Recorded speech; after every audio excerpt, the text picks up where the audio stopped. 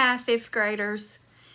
I'm sure you all know the news by now that our school year has ended, and you won't be coming back to Stewart's Creek as students, but you know what? You can come back as visitors anytime you want. We love you so much. I cherish every sweet second that I've shared with each of you.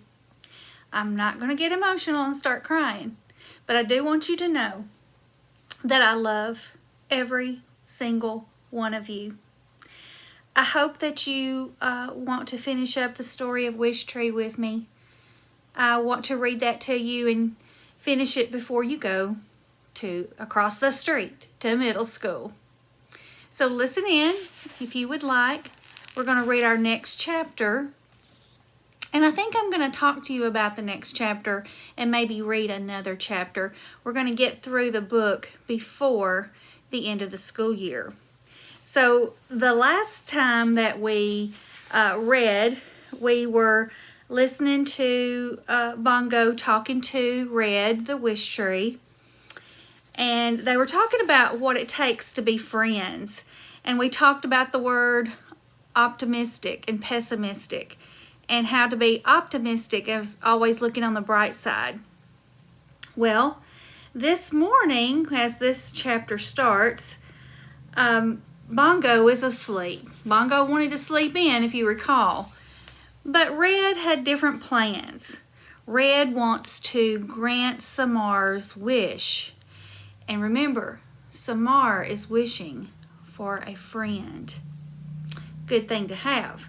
So Red and Bongo kind of get together and come up with a plan of how to get Samar and Stephen together so that they can become friends once and for all.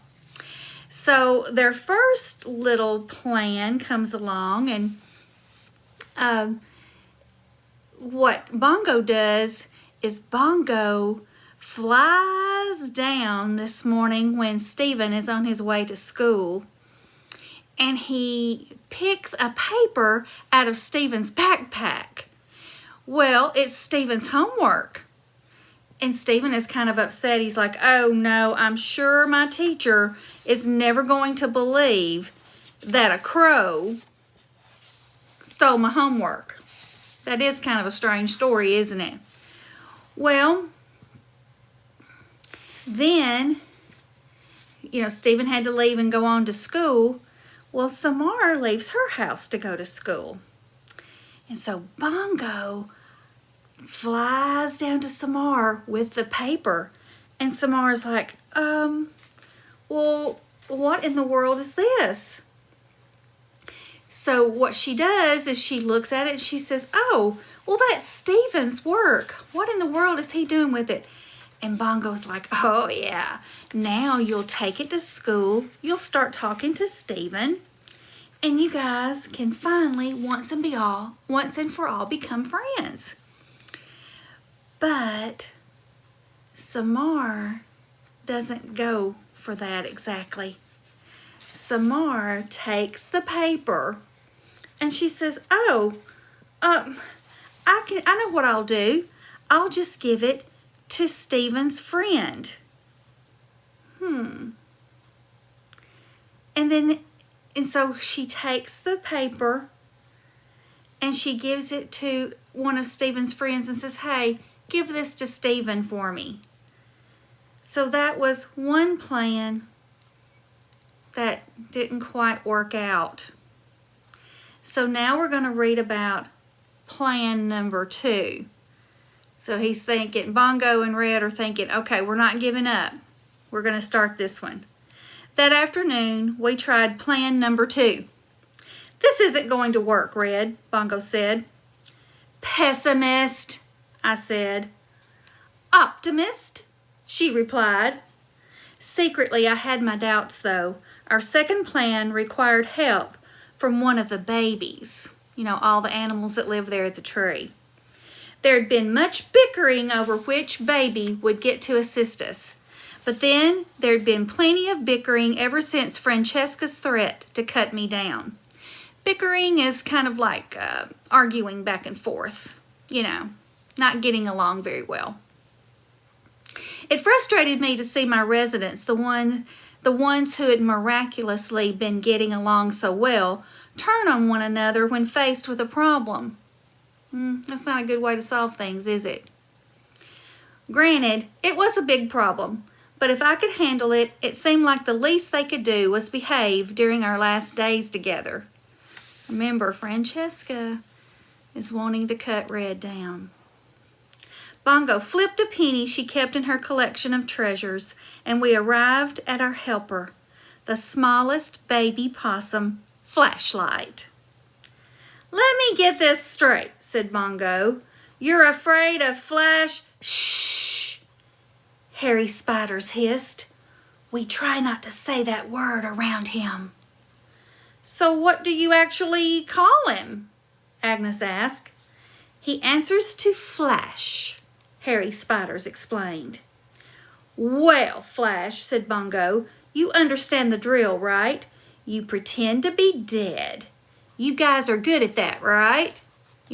Playing possum is a funny thing that people do because possums are funny. They know how to play dead and lie really still so that predators don't bother them." Flash nodded excitedly. "Possums are the best dead pretenders in the world." "So you play dead, Samar and Steven see you as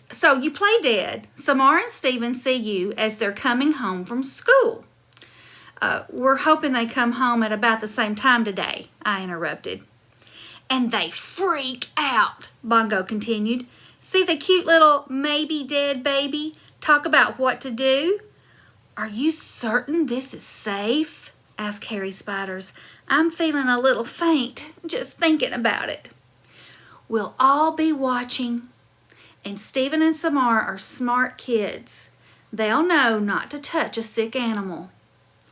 So they go get their parents, call a wildlife rescue place or maybe a vet, and while they're busy, Bongo continued, little Flash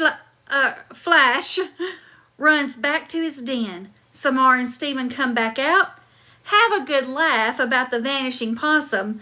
Maybe the parents even get to talking. "I really think you would do a better job," Big U complained. "She's a born actor. Are you? Remember all the little raccoon babies are named you?" "This has been officially decided," Bongo said firmly. "We flipped the penny, remember?" "Just saying," Big U muttered. Down the street, the school dismissal bell rang. "Places, everyone," Bongo urged. "This is totally going to work," I said. "This is totally going to fail," Bongo said at the very same instant. So the optimist here is Red. He thinks it's going to work. And Bongo is our pessimist. Okay, we're going to find out next time if plan number 2 works. Until then, stay safe and healthy, and I will read to you again next week. Love you all. Bye.